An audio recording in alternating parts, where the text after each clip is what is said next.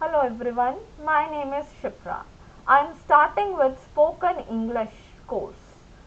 ये course offline and online दोनों ही आपको मिलेगा at zero cost. Yes, you heard it right, at zero cost means आपको इसके लिए कोई पैसा नहीं देना पड़ेगा. ये कोर्स 4th ऑफ जनवरी 2021 को स्टार्ट हो रहा है. ये कोर्स 15th दिसंबर 2020 को स्टार्ट होना था, but due to covid situation हमें इसे पोस्टपोन करना पड़ा. Now it is beginning from 4th of January 2021. इसके क्लासेस मंडे टू फ्राइडे होंगी. क्लासेस ऑफलाइन ऑनलाइन दोनों ही रहेंगी. जो ऑफलाइन क्लासेस हैं that will be 4 PM to 5 PM. सिर्फ एक ही टाइम होगा ऑफलाइन क्लास का, लेकिन ऑनलाइन क्लासेस के दो टाइमिंग्स हैं, 4 PM टू 5 PM भी रहेगी एंड 6:30 PM टू 7:30 PM भी रहेगी. यानी ये कोर्स कोई भी वर्किंग भी है तो वो भी ज्वाइन कर सकते हैं. इस कोर्स में ये सिलेबस रहेगा जिसमें will try to cover up आपका सारा grammatical part and we will also भी ट्राइंग कि आपकी थोड़ा स्पीकिंग को इम्प्रूव किया जाए. आइए अब हम थोड़ा ब्रीफ में समझते हैं. स्टार्ट करते हैं टेंसेस से कि टेंसेस हैं क्या, इनके लॉजिक्स को समझते हैं, फिर हम आगे चलेंगे. ओके तो इसे हम एक कहानी से समझेंगे. एक ज़माने में 3 लोग हुआ करते थे. वन इज ग्रैंडफादर यानी कि दादाजी, फिर थे फादर यानी कि पिता, और फिर उनका बेटा यानी उनका चाइल्ड. अब ये जो ग्रैंडफादर थे, ग्रैंडफादर क्या होते हैं? पिता के पिता. ग्रैंडफादर अपना सारा कुछ फादर को देते हैं और फादर आगे बच्चे को. अब जो छोटा बच्चा है, इस छोटे बच्चे को रखने के लिए, पालने के लिए उन्होंने एक दाइमा को रखा. दाइमा यानी पर्सन, एनिमल, थिंग. यहाँ पे जो दाइमा है वो हमारा सब्जेक्ट है. सब्जेक्ट मतलब वो कोई इंसान भी हो सकता है, कोई जानवर भी हो सकता है, कोई थिंग भी हो सकता है. आप इसे कहानी के तरह से समझेंगे तो आपको बहुत जल्दी समझ में आ जाएगा. अब दाइमा क्या करती है? दाइमा इंस्ट्रक्ट करती है. इंस्ट्रक्ट मीन्स बताती है. दाइमा अगर कहती है बच्चे को कि बच्चा बैठ जा, तो बच्चा वैसा ही एक्शन परफॉर्म करता है. यानी दाइमा बताएगी और बच्चा करेगा.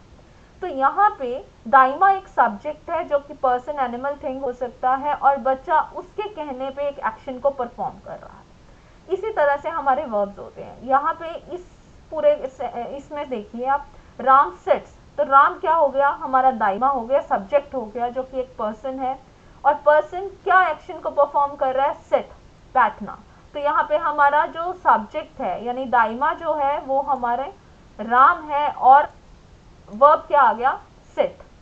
इसी तरह से काउज यानी एनिमल है, again this is a subject, और ईट, ईट क्या हो गया? काउ क्या कर रही है? खा रही है, तो वर्ब क्या बन गया? ईट.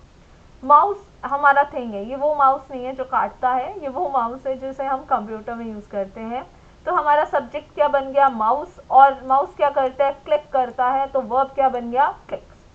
इसी तरह से हमारा पहला स्टेप होता है कि हमें सेंटेंस, यानी जब हम हिंदी से इंग्लिश बनाते हैं या हम इंग्लिश भी लिखना चाहते हैं, तो सबसे पहले हमें दाइमा ढूंढना है कि दाइमा कौन है हमारे इसमें. जैसे बच्चा स्कूल जाता है, तो इसमें दाइमा कौन हुआ? बच्चा. अब स्कूल जाना, जाना क्या हो गया? हमारा वर्ब. तो सेकंड पॉइंट पे हमें क्या देखना है कि सब्जेक्ट जो है वो कौन सा एक्शन परफॉर्म कर रहा है, कौन सा एक्शन कर रहा है.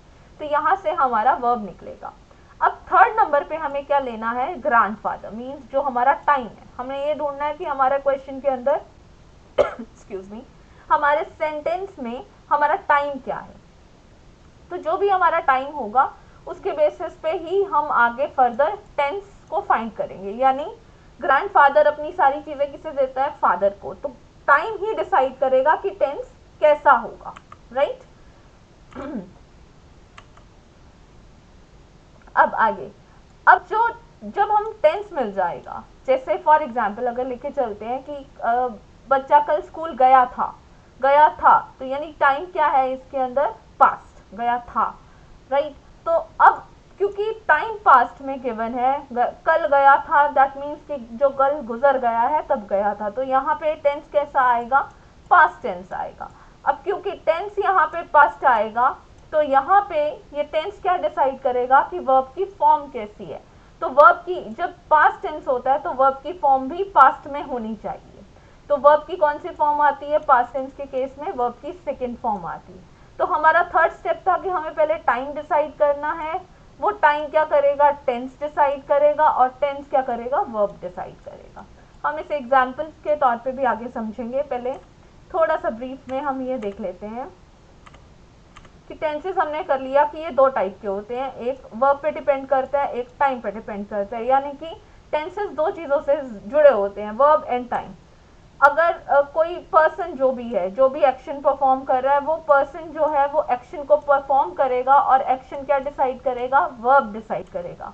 तो यानी अगर कोई पर्सन ही नहीं है तो एक्शन भी नहीं होगा, और अगर एक्शन नहीं है तो वर्ब नहीं होगा, और अगर वर्ब नहीं है तो टेंस भी नहीं हो सकता, तो टाइम का कोई मतलब नहीं रहता इसके अंदर।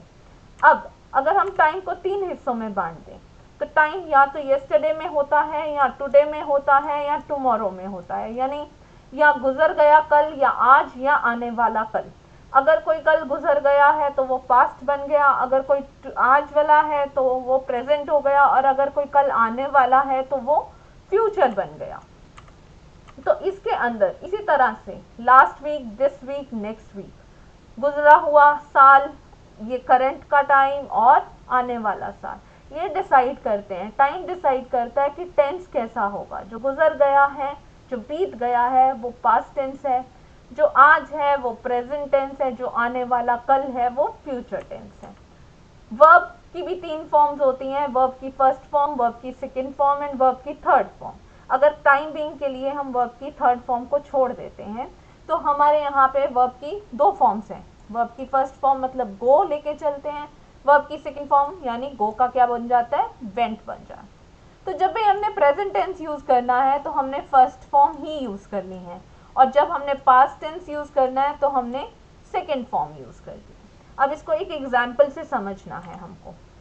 मान लीजिए ये एग्जाम्पल दिया है, अब इस एग्जाम्पल में आपको गलती ढूंढनी है।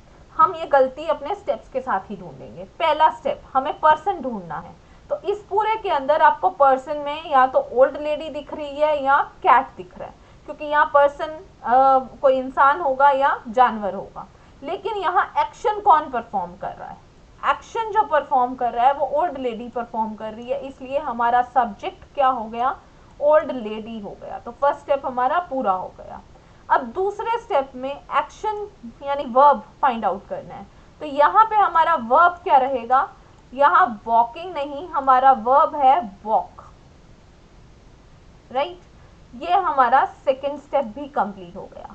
थर्ड स्टेप में हमें क्या करना था, टाइम ढूंढना था, और ये येस्टरडे जो है ये हमारा टाइम है। अब ये टाइम क्या डिसाइड करेगा कि टेंस कैसा रहेगा। तो हमारा फोर्थ स्टेप है कि हमें टेंस ढूंढना है, और क्योंकि टाइम येस्टरडे में गिवन है तो टेंस कौन सा आएगा, पास्ट टेंस आएगा। अब जब भी टेंस पास्ट होता है तो वर्ब की कौन सी फॉर्म यूज होती है, सेकेंड फॉर्म यूज होती है वर्ब की। तो यहाँ पे वर्ब किस फॉर्म, वॉक में है, तो वॉक की सेकेंड फॉर्म क्या हो जाती है हमारे पास, वॉक्ड। अगर हम वर्ब की सेकेंड फॉर्म लेके चले, वॉक का क्या बन जाता है, वॉक्ड। अब यहाँ पे an old lady walked with her cat, अब येस्टरडे। अब कुछ बच्चे क्या करते हैं, वॉकिंग का तो वॉक्ड हो गया, इसकी जगह पे वो क्या लिख देते हैं, वॉज। आपको याद रखना है कि एक ही सेंटेंस में दो सेकेंड फॉर्म यानी दो पास्ट टेंस नहीं आ सकते, या तो वॉज आएगा या वॉक्ड आएगा। अब यहाँ पे जो मेजर वर्ब है वो वॉक है, और क्योंकि वर्ब वॉक है तो इसकी वजह से यहाँ वॉक का क्या बनेगा, वॉक्ड होगा, वॉज नहीं आएगा। ये बात बहुत इंपॉर्टेंट है, आपको लर्न करनी है कि वॉज और वॉक यानी दो पास्ट टेंस एक ही सेंटेंस में नहीं आते हैं, आपको एक ही लिखना है। और मेजर वर्ब वॉक है तो वॉक का वॉक्ड बनेगा। So the correct sentence is an old lady walked with her cat yesterday. आपको बस ये स्टेप्स की फॉर्म में याद रखना है। फर्स्ट स्टेप इज आपको पर्सन ढूंढना है, सेकेंड स्टेप इज आपको वर्ब ढूंढना है, थर्ड स्टेप इज आपको टाइम ढूंढना है, एंड फोर्थ स्टेप इज की आपको उस टाइम से रिलेटेड टेंस ढूंढना है। और टेंस के बाद आपको वर्ब की जो फॉर्म है वो चेंज कर देनी है टेंस के हिसाब से। ये 5 स्टेप्स से आपका सेंटेंस कभी गलत नहीं होगा। I hope this I had made this clear. बाकी का डिटेल में हम अपनी क्लासेस में करेंगे। आप तब तक अपने सेंटेंसेस लिखिए, उस पर इसको प्रैक्टिस करने की कोशिश कीजिए। दिस वाज अ बेसिक, ये हमें ये बताता है कि टेंसेस का एक्चुअल मीनिंग क्या है, टेंस जो होता है उससे वर्ब क्यों चेंज होता है और टाइम उसमें क्या रोल प्ले करता है। आप इस कॉन्सेप्ट को समझिए और अलग अलग डिफरेंट डिफरेंट सेंटेंसेस में इसे अप्लाई करने की कोशिश कीजिए। आप बताइए आपको क्लियर हो रहा है या नहीं हो रहा है। If it is not clear तो आप गिवन नंबर पे मुझे कांटेक्ट कर सकते हैं, आप ट्राई कर सकते हैं। आपको जो भी डाउट्स होंगे आई विल क्लैरिफाई इट। यहाँ पे मेरा नंबर गिवन है, आप इस नंबर पे व्हाट्सएप करके कॉल करके अपने इसमें से निकले हुए किसी भी डाउट को क्लियर कर सकते हैं। हम इसे डिटेल में अपनी क्लास में करेंगे। Till then stay healthy and keep smiling. Thank you so much. See you in the class.